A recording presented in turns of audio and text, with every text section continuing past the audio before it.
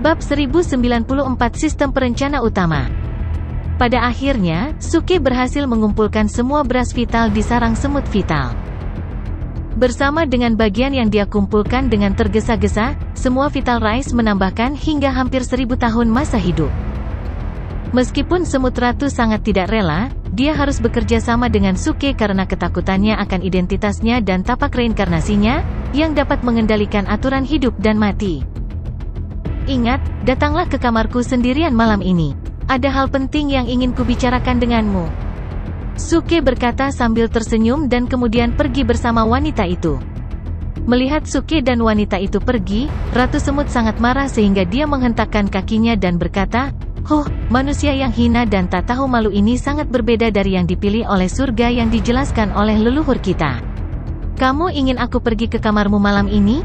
Dalam mimpimu? Jangan berpikir aku tidak tahu ide kotormu. Kamu ingin menyerap umurku. Aku tidak akan pergi ke sana." Setelah itu, dia melambaikan tangannya dan memerintahkan semut vital, "Pindahkan semua yang ada di sarang dan ikuti saya untuk mengganti sarang. Kami akan pindah ke pinggiran barat dan menemukan ayahku." Pada saat yang sama, Suke telah meninggalkan pinggiran timur dan dekat dengan kota manusia. Sepanjang jalan, dia belajar banyak dari wanita itu.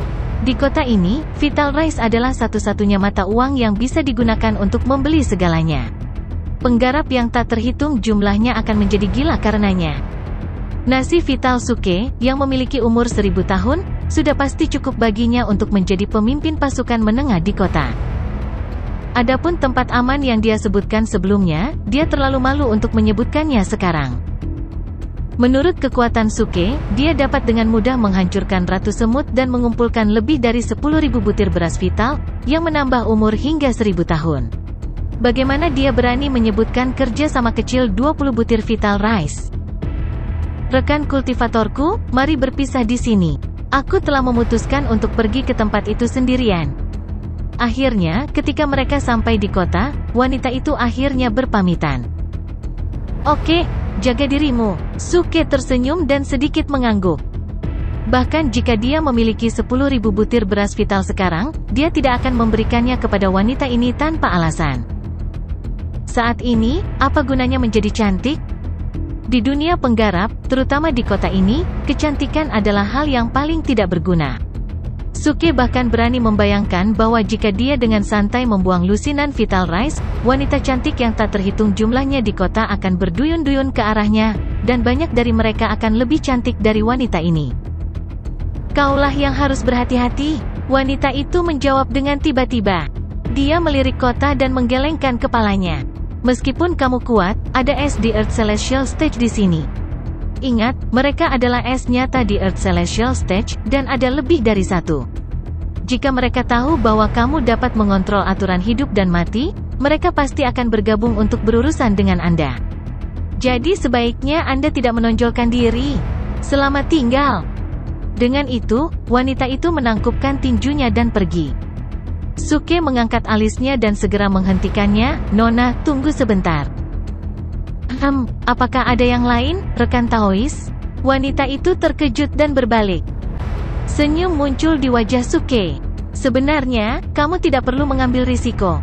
Bagaimana dengan ini? Jika kamu menjawab beberapa pertanyaanku, aku akan memberimu 20 butir vital rice sebagai hadiah. Bagaimana menurutmu?"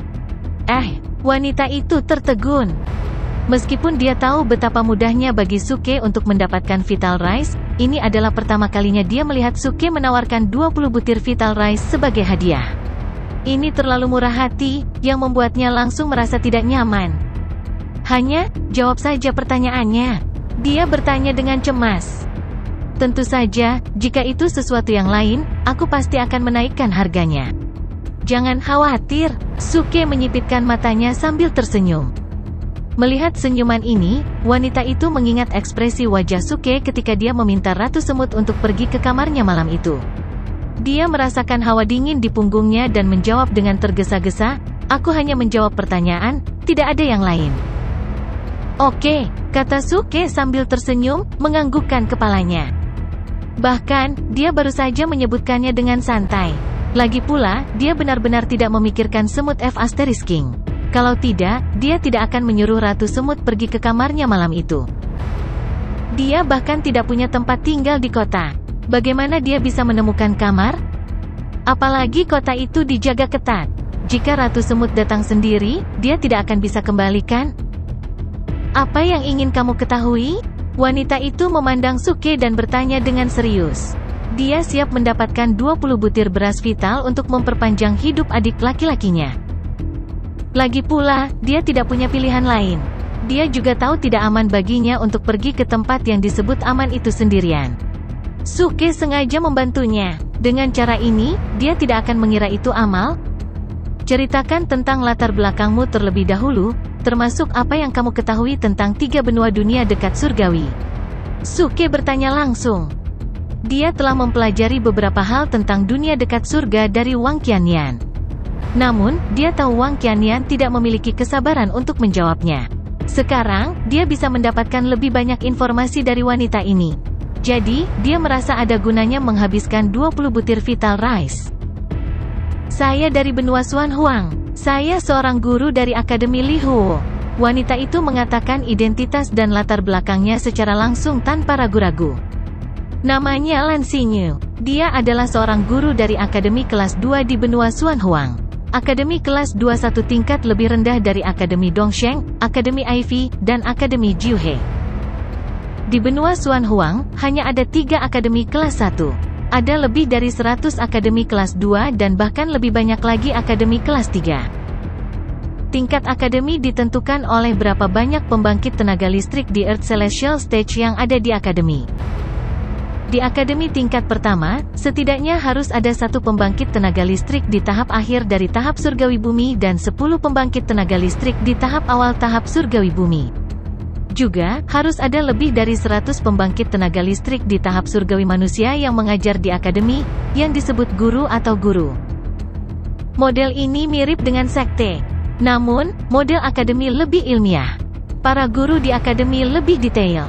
Semua guru memiliki spesialisasi mereka sendiri, termasuk kultivasi, alkimia, jimat, dan formasi mantra. Untuk memastikan perkembangan magang secara menyeluruh di akademi, mereka dapat membina elit untuk benua Xuan Huang. Setelah magang lulus, mereka bisa tinggal di akademi untuk mengajar atau dikirim ke sekte besar. Beberapa dari mereka bahkan dapat dikirim ke benua bumi, yang satu tingkat lebih tinggi. Dengan cara ini, pengaruh akademi bisa tersebar ke seluruh dunia. Lan Xinyu pernah magang di Akademi Li Huo. Bakatnya hanya rata-rata. Ketika dia mencapai tahap surgawi manusia, dia tinggal di akademi untuk mengajar. Di satu sisi, dia bisa dilindungi oleh akademi. Di sisi lain, dia bisa menjaga adik laki-lakinya yang hanya berada di tahap setengah langit. Yang mengejutkan Suke, Lan Xinyu mengajar kaligrafi dan melukis di akademi. Aku tidak menyangka kamu seorang pelukis. Suke terkejut. Celestial dapat dikonsultasikan tentang 3000 cara hebat. Sitar, catur, kaligrafi, dan lukisan cukup penting di dunia langit dekat. Mereka hampir sama sulitnya dengan formasi mantra dan alkimia. Lukisan saya dapat mengandung konotasi Tao, yang dapat membantu orang untuk memahami konotasi Tao dan menerobos kemacetan, kata Lan Xinyu. Apakah itu berguna untukmu? Suke bertanya sambil tersenyum. Tentu saja itu berguna untukku. Setidaknya aku bisa mendapatkan kristal spiritual. Rekan kultivatorku, jangan remehkan seni lukis. Ini seni yang sangat muskil.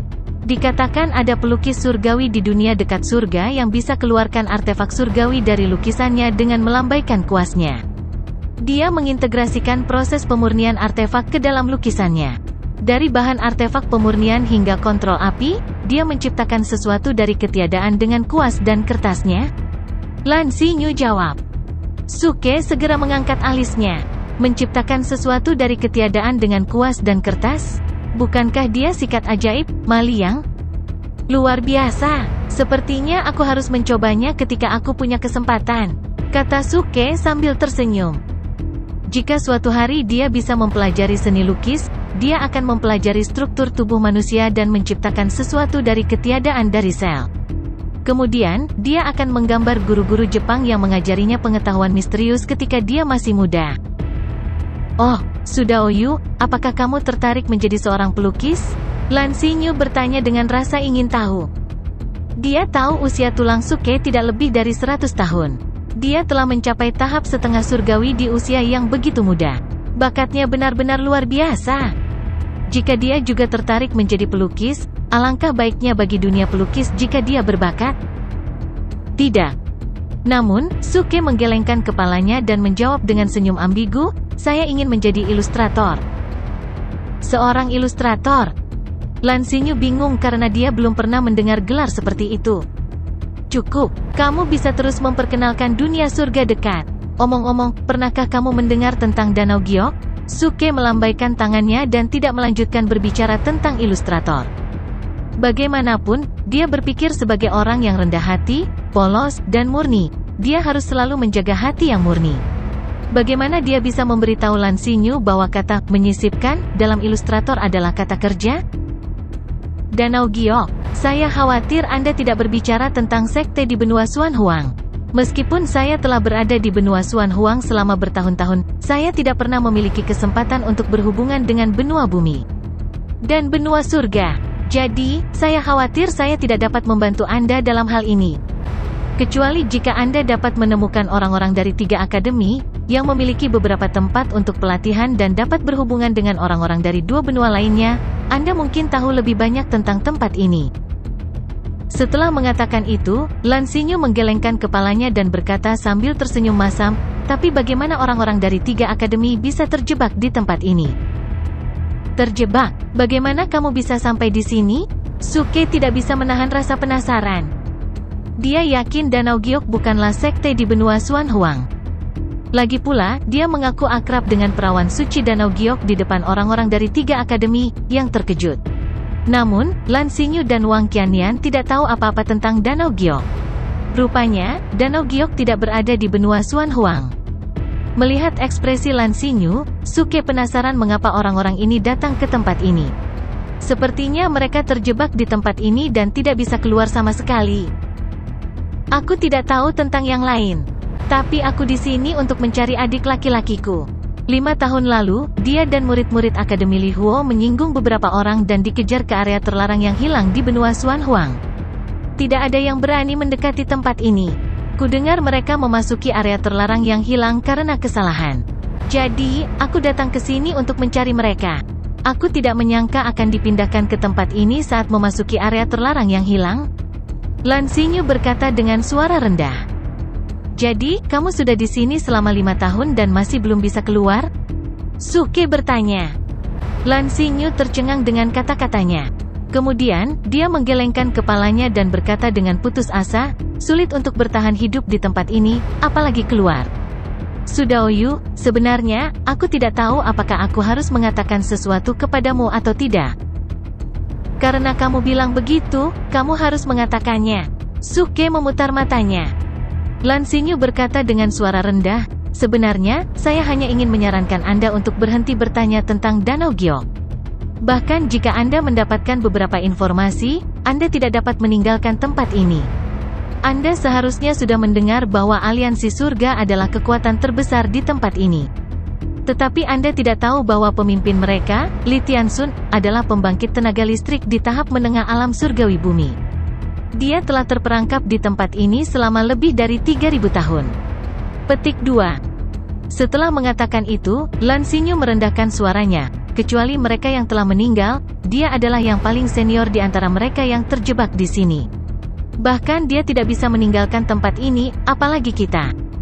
Itu belum tentu benar. Sejujurnya, meninggalkan tempat ini bukanlah masalah, tetapi akan memakan waktu, dan aku akan membutuhkan kerjasamamu. Suke menyipitkan matanya. Jika dia tidak bisa menemukan jalan keluar, dia hanya bisa pergi dengan mantra pemecah ruang. Sebelumnya, saat dia berada di pinggiran timur, dia sudah menjelajahi tempat ini. Tidak ada Void Interface Point di tempat ini, jadi dia harus membuat sendiri Void Interface Spell. Namun, dia tidak memiliki mantra seperti itu sekarang, jadi dia harus mengandalkan keberuntungan untuk menggambar lotere. Kapan saya bisa menggambarnya? Sulit dikatakan. Oleh karena itu, langkah pertama adalah mengumpulkan banyak acting top points sampai dia mengundi. Juga, bahkan jika dia memiliki mantra antarmuka void, dia harus meminta Lan Xinyu untuk menggunakan mantra pemecah ruang. Lagi pula, mantra pemecah ruang hanya bisa membawamu ke tempat yang pernah kamu kunjungi sebelumnya. Suke belum pernah ke World of Near Celestial. Jadi, jika dia ingin meninggalkan tempat ini, dia harus meminta Lan Xinyu untuk membawanya ke benua Xuan Huang. Sudaoyu, bisakah kamu menemukan cara untuk meninggalkan tempat ini? Lan Xinyu mengubah ekspresinya. Dia tidak percaya apa yang dia dengar. Meskipun dia baru tinggal di tempat ini selama 5 tahun, dia mendengar bahwa tidak ada yang bisa meninggalkan tempat ini. Sekarang, Suke berkata dia bisa meninggalkan tempat ini. Bagaimana mungkin dia tidak terkejut? Intinya adalah Suke mengatakannya dengan santai.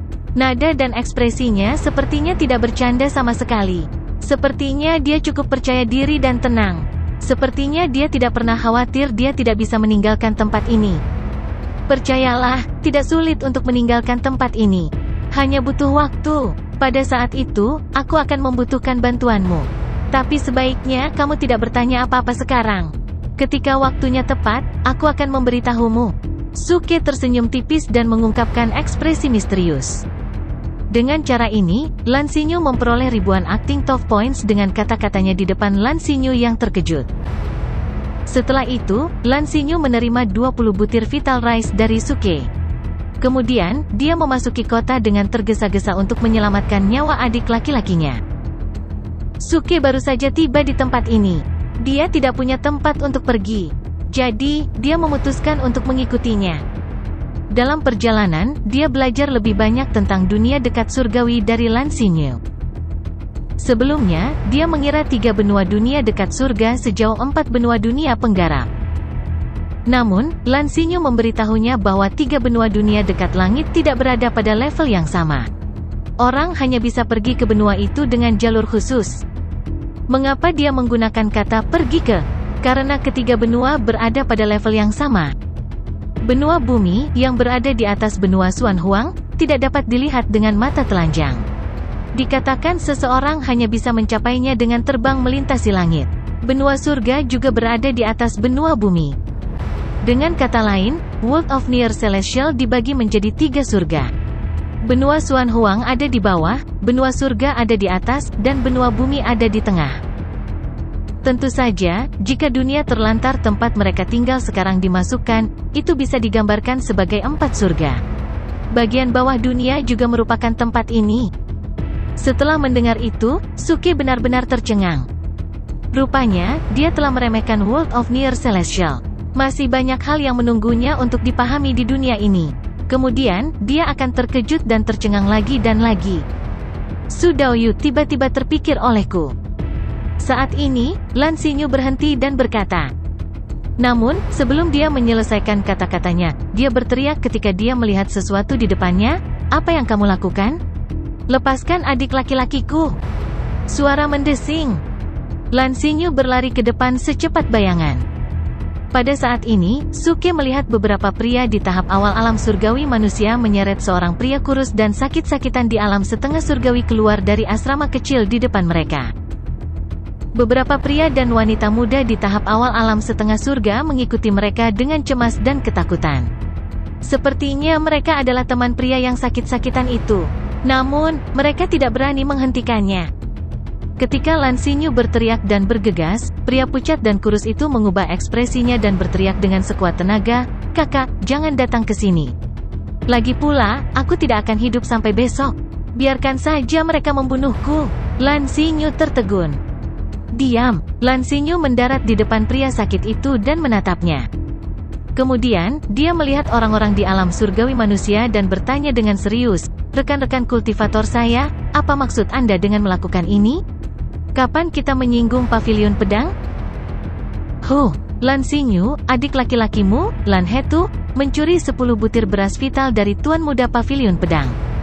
Kami menangkapnya di tempat. Tuan Muda kami meminta kami untuk menangkapnya dan menghukumnya. Jika kamu punya ada pertanyaan, pergi saja dan tanyakan pada Tuan Muda kami. Dia sedang menunggumu di kamarmu sekarang." Seorang pria di tahap surgawi manusia berkata sambil menatap Lan Xinyu dengan dingin. Matanya penuh sarkasme. "Omong kosong, kamu melempar Vital Rice ke pintu kamarku untuk memancingku mengambilnya. Kemudian, kamu bergegas keluar untuk menangkapku dan menuduhku mencuri barang-barangmu? Lan Hetu berteriak dengan marah, "Kakak, Liu Wenfeng, tuan muda, jelas tertarik dengan kecantikanmu. Kamu tidak setuju dengannya terakhir kali. Jadi, dia menggunakan cara ini untuk memaksamu menikah dengannya. Jangan tertipu. Pokoknya, aku akan mati besok. Mereka tidak bisa berbuat apa-apa padaku." Liu Wenfeng? Lan Xingyu sedikit gemetar saat mendengar nama ini. Kemudian, dia melihat ke lantai 2 asrama. Saat ini, seorang pria berkulit putih sedang duduk di dekat jendela di lantai 2. Dia menyaksikan semua ini dengan senyum sinis. Lan Xingyu menatapnya dan berkata dengan marah, "Liu Wenfeng, kamu bilang adik laki-lakiku mencuri 10 butir beras vital darimu. Lalu, aku akan memberimu kompensasi dengan 10 butir beras vital, oke?" Heh, menurutmu itu cukup? Duduk di ambang jendela, Liu Wenfeng menggelengkan kepalanya dan berkata sambil tersenyum, "Nona Lan, jika kita menghadapinya dengan cara ini, semua orang akan mencuri dari pavilion pedang dan mengembalikannya kepada kita di masa depan. Dalam hal ini, haruskah kita berpura-pura tidak terjadi apa-apa?" "Apa yang kamu inginkan?" Lan Xingyu bertanya dengan suara bergetar. Sebenarnya, dia sudah menebak jawabannya di dalam hatinya. "Apa yang saya inginkan? Datang saja ke sini dan bicara dengan saya, dan Anda akan tahu jawabannya." Liu Wenfeng tertawa ketika dia berdiri dan berkata ketika dia melihat orang-orang di pavilion pedang itu, "Mengapa kamu masih berdiri di sana? Bawa orang ini kembali, dan aku akan mencari cara untuk menghadapinya besok." "Sesuai keinginan kamu," orang-orang dari pavilion pedang itu segera menjawab. Kemudian, mereka menyeret Lan Hetu keluar dari asrama. "Berhenti, jangan pergi terlalu jauh," teriak Lan Xingyu sambil berlari keluar dari asrama. Namun, orang-orang dari pavilion pedang sama sekali tidak memperhatikannya. Mereka menyeret Lan Hetu dan terbang seketika dengan kekuatan inti surgawi yang luar biasa. Bang! Tiba-tiba, bayangan hitam melesat dan memukul orang-orang di pavilion pedang dengan keras. Mereka langsung jatuh ke tanah, termasuk Lan Hetu. Dia jatuh ke tanah, merasa pusing. Jelas, tabrakan ini sama sekali tidak ringan. Su Daoyu, Lan Xingyu, yang menyusul mereka, langsung terkejut. Karena sosok hitam itu adalah Suke. Setelah pria ini menabrak seseorang, dia baik-baik saja. Dia bahkan berdiri di sana dengan senyum di wajahnya. Ada banyak penonton di tempat itu, dan beberapa dari mereka pernah melihat Suke di alun-alun. Salah satunya adalah Wang Qiannian dari Sekte Kedermawanan. Pada saat ini, dia juga tercengang, lalu dia menggelengkan kepalanya sedikit. "Wang Qiannian, kamu kenal orang ini? Mengapa aku tidak mengenalimu?" Seorang gadis muda yang berdiri di samping Wang Qiannian memperhatikan ekspresi Wang Qiannian dan mau tidak mau bertanya. Wang Qiannian menjawab dengan hormat sambil tersenyum, "Nona, latar belakang orang ini agak aneh. Dia baru saja naik ke dunia ini pagi ini. Saya tidak berani merekrutnya karena dia baru berada di tahap setengah surgawi." "Dia naik ke dunia ini?" Gadis muda itu terkejut karena ini adalah pertama kalinya dia melihat orang seperti itu. "Ya, namun, pria ini cukup naif. Saya pikir dia pria yang lembut dan lembut. Jadi, saya menyuruhnya berhubungan seks dengan wanita di jalan untuk mendapatkan Vital Rice. Namun, dia membencinya. Saat itu, saya tahu orang ini pasti pemuda yang saleh. Seperti yang diharapkan, dia melakukan perbuatan baik di sini." Setelah mengatakan itu, Wang Qiannian merasa kasihan pada Suke. Seorang kultivator di tahap setengah surgawi seperti Suke berada di dasar dunia ini. Beraninya dia membuat masalah di sini? Dia pasti lelah hidup. Bajingan! Pada saat yang sama, orang-orang dari pavilion pedang itu berdiri dan meneriaki Suke dengan marah ketika mereka menatapnya dengan tatapan membunuh. Kamu, apa kamu, bajingan? Apakah kamu tidak punya mata? Tidak bisakah kamu melihat aku datang?" Sebelum mereka bisa menyelesaikan kata-kata mereka, Suke memarahi mereka dengan marah, "Beraninya kamu? Beraninya kamu memukulku di tengah jalan di siang hari bolong? Bisakah kamu melihat wajahku yang tampan? Sial, bisakah kamu memberiku kompensasi jika wajahku rusak?" Semua orang di area ini tercengang oleh kata-kata Suke. Lan Xingyu membuka matanya lebar-lebar. Wang Qiannian juga tercengang. Ekspresi tak tahu malu Suke seolah-olah dialah yang dirobohkan. Itu benar-benar di luar imajinasi mereka. Bahkan gadis muda itu mau tidak mau melirik Wang Qiannian dari samping. Apakah ini pemuda saleh yang lembut, berbudaya, dan anggun yang Anda bicarakan? Dia hanya bajingan. Saat ini, kemarahan Suke menghilang dengan cepat. Kemudian, dia menjadi tenang kembali. Kemudian, dia mengulurkan tangannya kepada orang-orang dari pavilion pedang itu dan berkata, "Lupakan saja. Kamu tidak perlu menjelaskan. Beri aku 1000 butir beras vital untuk menenangkan diri. Adapun kompensasi atas kerusakan mentalku, kita akan membicarakannya nanti." 1000 butir beras vital? Tenang. Seketika, orang-orang dari pavilion pedang itu bahkan lebih terpana. Semua penonton juga terkejut. Anak ini, apakah dia gila? Itu adalah satu hal bagi seorang pencuri untuk berteriak pencuri, tetapi sekarang dia bahkan berani mengambil kesempatan untuk memeras uang? Beberapa orang yang cerdas tahu apa yang sedang terjadi. Dengan melakukan itu, Suke mencoba menjebak orang-orang di pavilion pedang. Tapi masalahnya adalah Suke tidak berusaha menjebak mereka. Dia baru saja menggunakan kekerasan. Kamu mengejar kematian. Akhirnya, orang-orang dari pavilion pedang itu tersadar. Kemudian, mereka melambaikan tangan dengan ganas untuk menyerang Suke dengan ki spiritual yang luar biasa. Yo, kamu ingin membunuhku alih-alih memberiku kompensasi? Apakah kalian tidak bertindak terlalu jauh? Suke tertawa jahat. Petir tanpa batas muncul di bawah kakinya, dan dia menggunakan skill gerakan Lightning Haste untuk menghindari serangan beberapa dari mereka. Bagaimanapun, orang-orang dari pavilion pedang itu adalah pembangkit tenaga listrik di tahap surgawi manusia. Meskipun mereka baru di tahap awal, Suke tidak berani melawan mereka secara langsung. Namun, itu tidak berarti dia tidak akan melawan. Ledakan. Suke menggambar lingkaran dengan telapak tangannya. Kemudian, masa tipis Lifeless Ki muncul di telapak tangannya. Kemudian, dia menebas Dark Heavy Booster Sword dari langit. Untaian ki tak bernyawa yang gelap gulita, yang bercampur dengan gelombang udara yang tak terlihat, bergegas ke depan dengan tiba-tiba. Keterampilan sepele, orang-orang dari pavilion pedang mencibir saat mereka meletakkan tangan mereka di depan tubuh mereka untuk memblokir serangan Suke secara langsung. Bagi mereka, tidak peduli seberapa keras Suke mengayunkan Dark Heavy Booster Sword, itu tidak berguna. Lagi pula, dia berada di tahap setengah surgawi, yang kekuatannya jauh lebih rendah dari mereka. Sebagai pembangkit tenaga di tahap surgawi manusia, jika mereka tidak dapat memblokir seni sihir seorang kultivator di tahap setengah surgawi, bagaimana mereka bisa disebut pembudidaya di tahap surgawi manusia? Bang, bang, bang. Bersamaan dengan serangkaian suara tumpul, gelombang udara yang diciptakan oleh Dark Heavy Booster Sword menghantam lengan orang-orang di pavilion pedang itu. Beberapa dari mereka hanya didorong mundur beberapa langkah, tetapi mereka benar-benar tidak terluka, bahkan tidak ada luka sedikit pun. Beraninya kau bersikap lancang di tempat ini? Orang-orang dari pavilion pedang itu mendengus dingin. Namun, tidak satu pun dari mereka, termasuk orang-orang lain di daerah ini, yang memperhatikan cahaya Lifeless Ki yang diciptakan Suke di awal telah disuntikkan ke tubuh pria-pria itu di sepanjang gelombang udara. Menarik. Aku tidak menyangka itu akan berhasil. Setelah beberapa saat, Suke tiba-tiba tersenyum. Serangan Dark Heavy Booster Sword hanyalah tipuan. Apa yang benar-benar ingin dia coba adalah menyuntikkan Lifeless Ki ke dalam tubuh pria itu untuk melihat apakah dia bisa mendapatkan lebih banyak Vital Ki. Lagi pula, dia telah mencoba reinkarnasi Palem pada Ratu Semut dan mendapatkan banyak Vital Ki. Menurut aturan ilmu pengetahuan, penelitian tersebut tidak dapat dianggap sukses kecuali jika dilakukan pada manusia.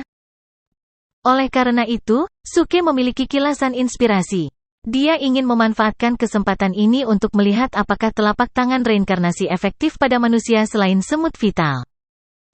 Sekarang, dia telah mencapai kesimpulan bahwa telapak reinkarnasi dapat bekerja pada manusia dan semut vital. Oleh karena itu, kesimpulannya keluar. Dia memiliki kartu truf yang bisa bertarung melawan para pembudidaya di Earth Celestial Stage. Jadi, saatnya untuk memamerkan seni aktingnya yang sebenarnya. Keluar, Firestorm Wheels. Keluarlah, pedang patah Jianling. Petik 2.